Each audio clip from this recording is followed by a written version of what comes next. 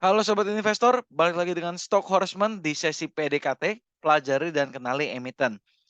Hari ini adalah pembahasan lanjutan dari part 2 PT Pertamina Geothermal Energy atau PGEO yang kita udah bahas di sesi sebelumnya.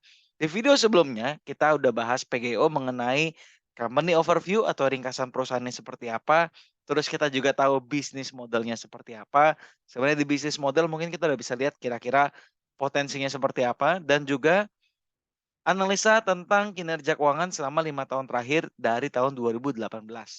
Nah, kemudian ada dari satu sobat investor yang pengen tahu nih untuk prospek dan rencana kerja ke depannya juga. Ini ada komen, prospek dan rencana kerja ke depannya kok nggak dibahas? Oke, yuk kita bahas. Jadi nggak cuma prospek dan rencana kerja, saya akan bahas mengenai prospek industrinya, analisa industri geotermalnya seperti apa, pangsa pasarnya saat ini, serta rencana kerja dan proyeksinya.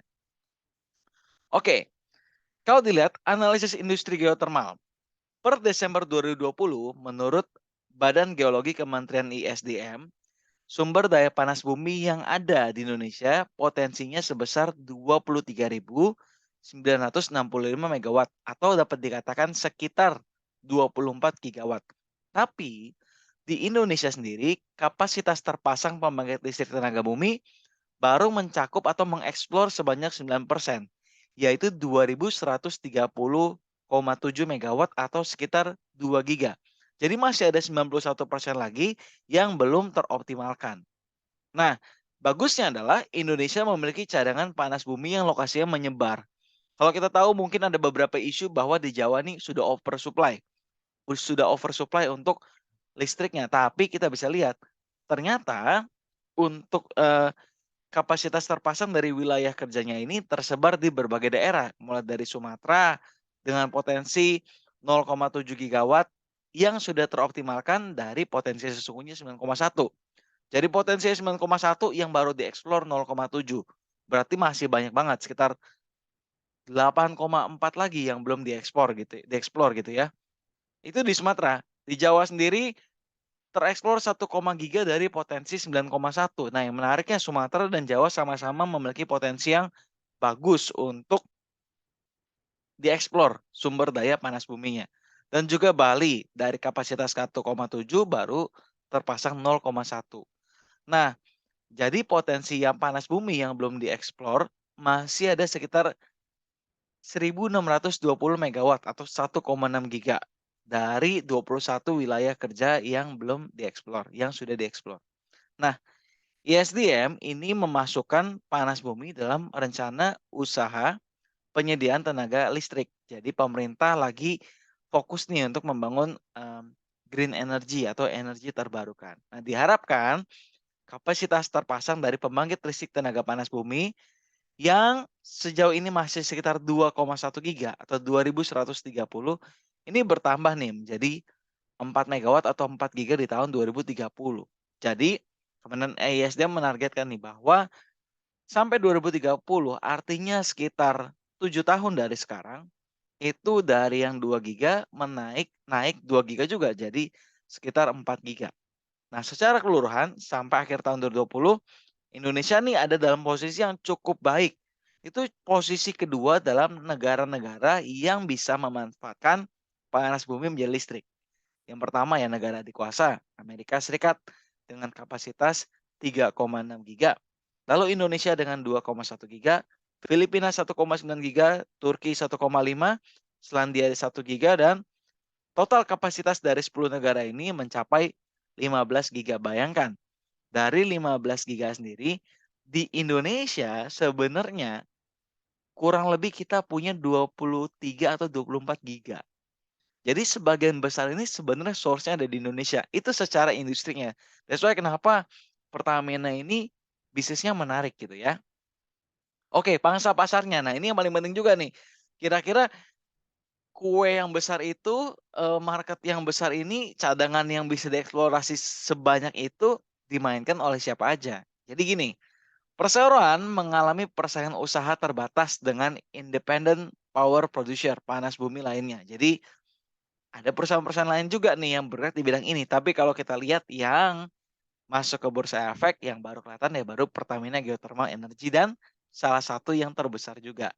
Nah, jadi perseroan saat ini mengelola 14 WKP. Kapasitas terpasang dikelola sendiri itu merupakan kapasitas yang terbesar dari berbagai kompetitornya, yakni 32% dari total kapasitas terpasang nasional dimiliki oleh Pertamina Geothermal Energy.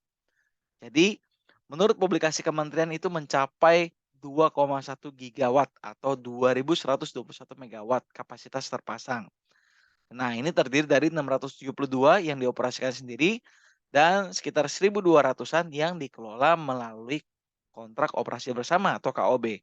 Nah, kalau kita lihat dari tabel di bawah ini yang bagian kiri, tabel penguasaan pasar PLTP, pembangkit listrik tenaga panas bumi terhadap total kapasitas terpasang di Indonesia.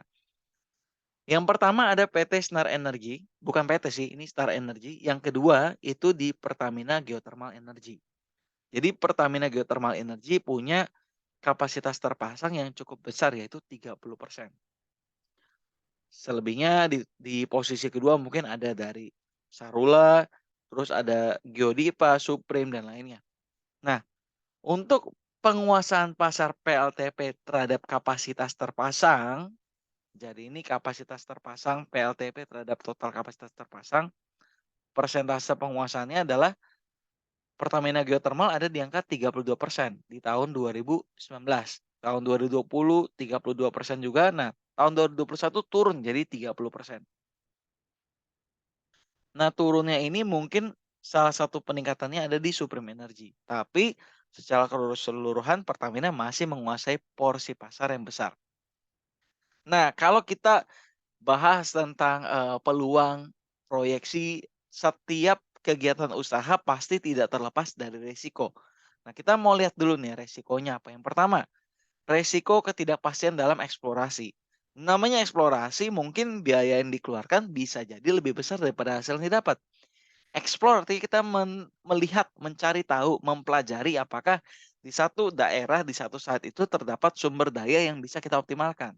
Nah, untuk mempelajari, meriset, menggali, itu membutuhkan biaya. Terkadang mungkin returnnya nggak sesuai dengan cost riset yang sudah dikeluarkan. Jadi ini termasuk dalam kategori ketidakpastian dalam eksplorasi yang menjadikan itu risiko. Yang kedua, seperti yang dijelaskan di sebelumnya bahwa sejauh ini belum ada studi yang bisa mengukur secara pasti dan akurat berapa cadangan panas bumi yang terkandung pada satu daerah. Jadi pengukuran data cadangannya ini sulit, menggunakan indikator yang mana, menggunakan studi yang mana, ini belum bisa dipastikan secara akurat. Nah, teman-teman bisa baca itu juga di prospektus atau teman-teman iseng buka websitenya Pertamina Geothermal Energy, cari annual report 2021, download. Kemudian ada faktor lainnya yaitu faktor geologis. Jadi panas bumi kan ini di dalam lapisan batuan ya. Jadi ketika ada kondisi geologis semisal gempa bumi dan lainnya, itu pasti mempengaruhi tuh. Jadi itu juga bisa jadi faktor usaha. Nah, kinerja keuangan bergantung pada wilayah kerja eksplorasi atau wilayah kerja pembangkit tenaga listrik. Jadi pembangkit panas bumi ya, wilayah kerja panas bumi. Jadi ini kinerja keuangannya juga bergantung pada kualitas dari WKP itu sendiri. Resiko yang lain adalah kalau kita bahas sebelumnya, pembelinya tuh cuma PLN yang paling besar. Jadi off takernya itu PLN. Jadi resikonya ini ketika pembelinya hanya satu, mungkin pembeli juga punya bargaining power. Salah satunya mungkin kalau kita jadi punya perusahaan PLN, mau supply listrik, pastilah kita cari tenaga yang paling murah, yaitu batu bara. Tapi batu bara isu lingkungannya ada. Jadi ini bisa dialihkan melalui energi baru terbarukan. Tapi secara bisnis ya pasti murah batu bara. Nah, ini menjadi faktor yang harus dipertimbangkan. Apakah Pertamina bisa mengoptimalkan dengan baik potensi-potensi yang ada dari Pertamina Geothermal Energy atau Pertamina Geothermal Energy punya planning untuk garap klien-klien lain gitu ya. Oke, itu PLN sebagai off taker dan ya seperti kita tahu resiko pertambangan mining atau faktor yang berbau komunitas atau sumber daya bumi itu membutuhkan modal eksplorasi yang cukup besar atau modal operasional yang besar juga. Oke, kita udah bahas dari resiko usaha. Resiko umumnya yang pertama adalah kondisi ekonomi domestik dan global. Jadi kondisi ekonomi secara domestik dan global ini pasti berpengaruh terhadap usaha. Ya apalagi gini, kalau kondisi global pasti pengaruhnya dengan kurs, perubahan mata uang, nilai mata uangnya ada yang menguat, ada yang melemah. Nah, ini berpengaruh juga terhadap resiko usaha. Terus yang kedua, kebijakan pemerintah pusat dan daerah. Kayak kita tahu, WKP ini kan ada di daerah-daerah. Berarti pemerintah daerah setempat juga punya regulasi tersendiri tentang perundangannya kah, perpajakannya kah, untuk dalam suatu kegiatan usaha. Nah, kalau kita lihat kondisi politik Indonesia ini dari secara overview bisnis belum termasuk kategori negara dengan kondisi politik yang stabil. Jadi itu merupakan risiko umum juga. Nah, yang berikutnya yang menarik adalah ketidakpastian penafsiran perundang-undangan. Jadi ada undang-undang tentang pertambangan, tentang penguasaan lahan, tentang pertanahan ini yang ada poin-poinnya, tapi penafsiran dari poin-poin ini bisa berbeda-beda tergantung pengertian masing-masingnya. Jadi ini ada sedikit area abu-abu di sini yang itu yang menjadi risiko. Yang terakhir masalah buruh, ya kalau buruhnya ada demo, ada mogok kerja, ya ini pasti berpengaruh dan itu masuk sebagai risiko umum. Sebenarnya risiko umum ini dihadapi juga berbagai oleh lini usaha lain. Risiko investor. Kita sebagai investor pasti ada risikonya ketika kita berinvestasi untuk satu emiten, untuk satu bisnis yang kita suka, yang kita pikir bagus. Yang pertama adalah pemberitahuan negatif oleh media atau isu. Nah, pemberitaan negatif ini bisa mengkoreksi atau mengurangi atau menurunkan nilai dari harga saham. Tapi, ya selama itu media atau, beritanya media kan biasa suka goreng berita negatif ya. Ya meskipun ada positifnya juga lah, kita nggak bisa hidup tanpa media, tapi nggak bisa percaya sepenuhnya juga. Nah, pemberitaan media yang mengurangi nilai saham ini sebenarnya menarik kalau kita bisa tahu apakah ini benar atau enggak. Kalau kita jeli, ini justru jadi kesempatan kita untuk beli di harga murah. Nah, ini risiko juga sih, tapi kalau itu kita yang mau beli. Kalau kita yang hold, ya rada cemas-cemas juga sih, bener nggak nih berita negatif gitu. Jadi kita harus riset sendiri lagi. Terus kondisi ekonomi mempengaruhi harga saham. Ya, jelas kondisi ekonomi mempengaruhi harga saham. Kayak kemarin bulan Desember Santa Claus efek kagak ada, terus, Januari rally juga nggak ada gitu ya. Jadi kondisi ekonomi mempengaruhi, kondisi market juga mempengaruhi. Nah, dividen akan tergantung pada kinerja keuangan. Ini jelas kalau misalkan mau eksplorasi atau nggak dapat untung pasti pembagian dividennya minim atau bahkan bisa jadi nggak bagi dividen. Nah, ini resiko-resiko yang harus, eee, kita bisa mitigasi atau kita bisa terima sesuai dengan risk tolerance, toleransi resiko seberapa besar yang kita sanggup terima. Peluang pengembangan geotermal. Nah, peluangnya apa? Seperti bahas di analisa industri geotermal, peluangnya ya potensinya sangat besar, masih 24 gigawatt yang kita baru optimalin cuma 9%, berarti masih ada 91% lagi yang belum kita optimalin. Nah, geotermal merupakan energi terbarukan yang ramah lingkungan. Di pembahasan sebelumnya saya ada singgung bahwa geotermal ini salah satu yang rendah emisi atau dampak lingkungannya minim. Nah, yang ketiga adanya komitmen dan program pemerintah untuk mendukung peningkatan pemanfaatan EBT ini, termasuk geotermal untuk pemenuhan kebutuhan energi nasional. Jadi bisnis ini disupport oleh pemerintah. Nah, peluangnya juga bisa mendapatkan wilayah kuasa pengusahaan yang baru. Jadi banyak daerah yang mungkin belum dieksplor. Kalau kita lihat tadi kan yang udah di daerah Sumatera, Jawa, Bali, sebenarnya masih ada daerah-daerah lain yang bisa dieksplor. Kemudian, pengoptimalan pemanfaatan energi geotermal di lapangan existing dengan teknologi alternatif sudah terbukti. Jadi ini sudah ada teknologi yang sudah terbukti untuk mengoptimalkan pemanfaatan energi geotermal meskipun untuk mengukur cadangannya itu tidak mudah dan tidak akurat gitu. Selanjutnya, optimalisasi pemanfaatan energi panas bumi dan gas dan mineral ikut dalam fluida panas bumi untuk menjadi produk yang memiliki nilai komersial. Jadi ini bisa dikemas lagi sehingga nilai jualnya bisa meningkat. Nah, berikutnya Pertamina ini salah satu well known company lah, sehingga banyak institusi keuangan internasional atau investor yang tertarik untuk berinvestasi atau memberikan pinjaman dengan bunga rendah untuk membiayai proyek-proyek pengembangan dari perseroan, termasuk pendanaan dari fase eksplorasi. Seperti GREM nih, GREM, Geothermal Resource Risk Mitigation. Oke. Kemudian banyak perusahaan lain selain institusi keuangan yang ingin berpartner dan sharing risk dengan perseroan. Nah, ini peluangnya dari PGEO. Nah, kalau dari peluang itu kita manfaatin dengan kekuatan perusahaan. Pasti perusahaan berdiri pasti punya nilai saing. Kalau nggak punya nilai saing ngapain berdiri kan? Nah, kekuatannya adalah memiliki hak pengelolaan terhadap 14 WKP, wilayah kerja pengusahaan, dengan prospek geothermal kategori high enthalpy dan dapat menentukan sendiri skema pengembangannya seperti apa. Nah, ini salah satu kekuatannya. Dari 14 WKP dia bisa tentukan sendiri mau di-develop seperti apa. Yang pertama, salah satunya adalah menguasai dan mengelola cadangan geothermal 1,3 giga yang terdiri dari proven and probable reserve dari own operation, dari operasi sendiri sebesar 899 mega dan 484 mega. Dan juga dari joint operation contract atau KOB sebesar 1,2 giga. Nah, kekuatannya adalah perusahaan sudah memiliki beberapa kontrak dengan jangka waktu yang panjang. Kalau kita lihat di video pertama itu rata-rata masih ada sekitar 23 tahun lagi untuk kontrak jangka panjang jual beli uapnya. Ternyata Pertamina Geothermal ini memiliki pengalaman lebih dari 35 tahun dalam bisnis geothermal. Bayangin, 35 tahun itu eksplorasi 9%. Ya, tahun-tahun mendatang dengan adanya IPO ini, dengan adanya permodalan, dengan adanya usaha yang berkembang lebih signifikan, pasti kita bisa dapat yang mungkin sekitar 4 giga lagi. Dari 2 giga dapat 2 giga lagi jadi total 4 giga. Yang biasa dikejar 35 tahun ini 7 tahun diharapkan bisa tercapai.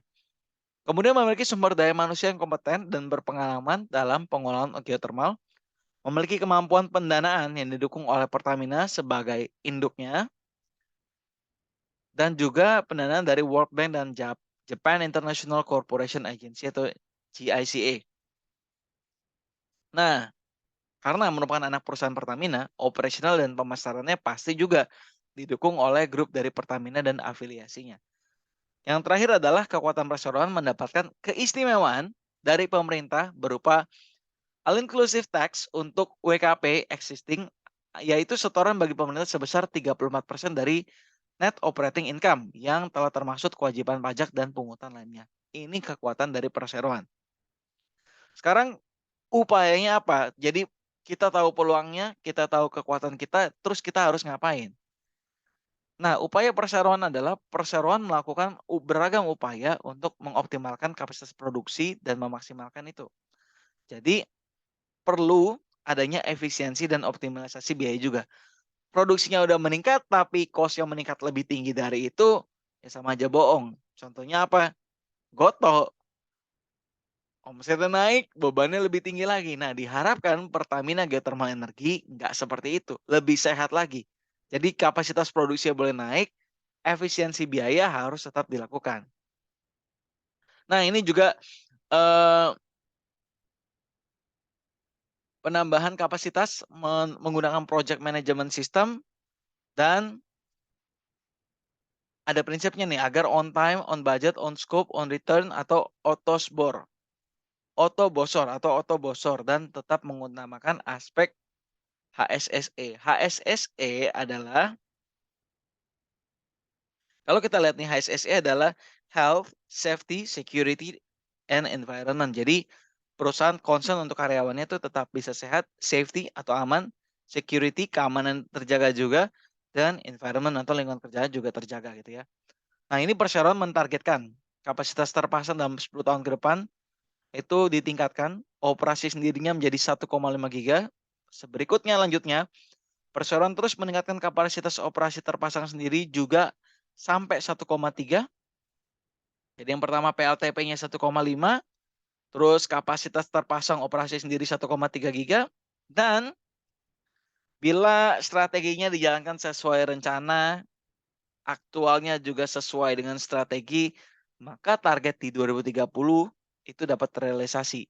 Kalau itu terrealisasi, perseroan itu bukan hanya menempati urutan pertama dalam pengelolaan panas bumi, tapi masuk juga dalam jajaran 3 produsen panas bumi terbesar di dunia. Jadi itu potensi dari Pertamina Geothermal Energy dan itu target yang akan dituju oleh perusahaan di 2030 nanti. Nah, apakah dapat tercapai? Let's see, biar performance yang menjawab. Nah, upayanya apa? Ini rencana kerjanya nih. Ini bahas rencana kerjanya. Dari segi operasional, ini dia akan meningkatkan cadangan terbukti sebesar 0,8 giga di tahun 2020 menjadi 1,1 giga di tahun 2024. Jadi ini targetnya. 2023 nanti kita lihat di kinerjanya apakah sudah mendekati target atau belum. Apakah jauh, apakah sudah tinggal dekat lagi. Nah ini kapasitas pembangkit listrik tenaga panas bumi yang terpasang meningkat dari tahun 2020 0,6 giga menjadi 0,9 giga di tahun 2024. Kemudian meningkatkan produksi listrik dari 4 gigawatt di 2020 menjadi 5,6 gigawatt di tahun 2024.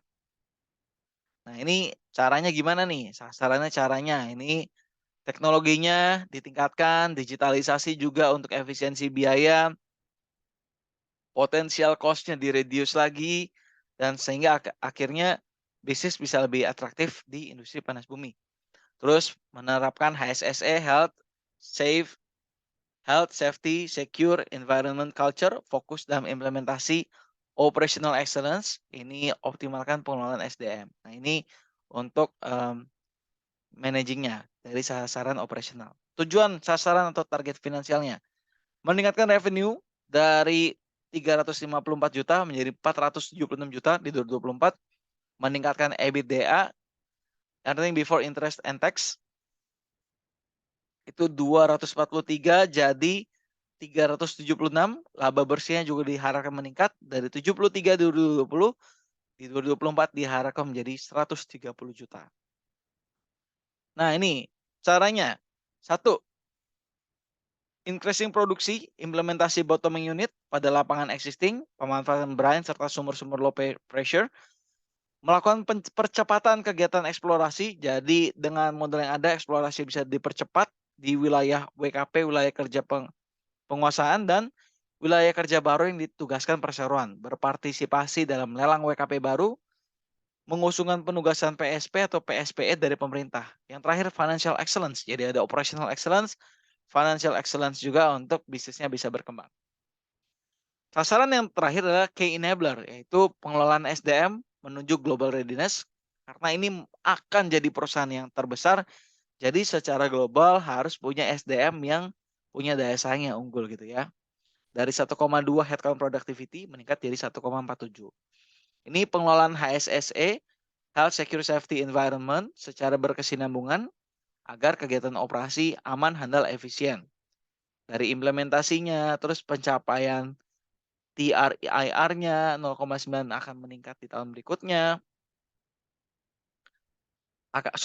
Di tahun 2020 dan seterusnya akan di-reduce, artinya ada penurunan dari TRIR, terus proper 3 beyond compliance di tahun 2024 dan pencapaian sistem manajemen pengamanan perusahaan.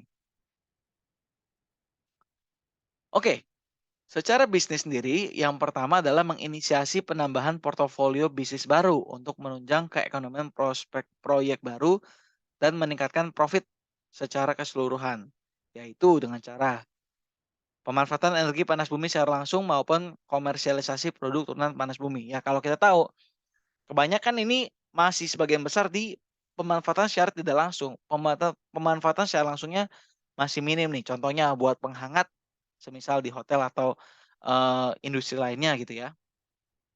Nah, yang terakhir adalah memperkuat sinergi antar anak perusahaan Pertamina dengan menggunakan jasa atau produk dari Pertamina Group. Jadi ada sinergi, ada ekosistem yang terbangun sehingga bisa saling menguntungkan gitu ya, satu sama lain dari perusahaan induk dan perusahaan lainnya bisa saling berkolaborasi dan bersinergi sehingga profit akan lebih optimal.